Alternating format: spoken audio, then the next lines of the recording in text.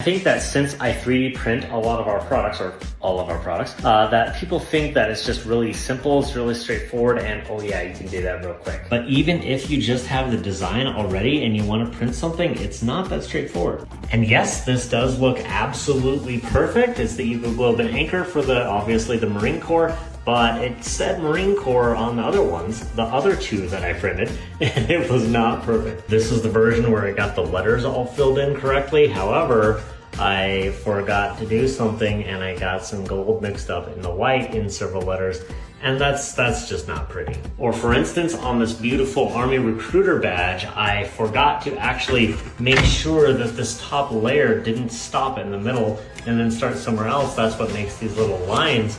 And on my subsequent versions, it is perfect.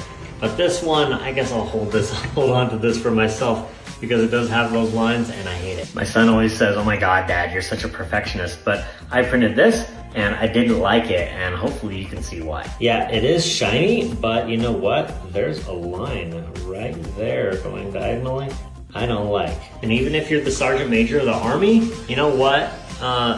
See those gaps right there? That's not gonna work.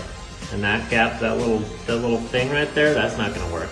And all this stuff, even when you get to the point of printing it, takes just trial and error and figuring out what is causing a certain artifact to happen, and you gotta fix it. And I think people look at this design and they think, oh, that's super easy. It's kind of a straightforward design, but it's not actually easy to make it perfect.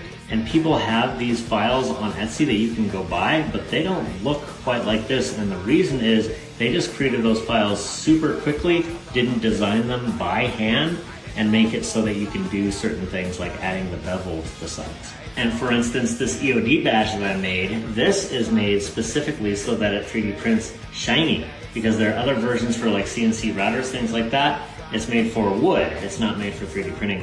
And as you see that shine, that's because I made it by hand, straight from the design. I drew every little leaf. It was a huge pain.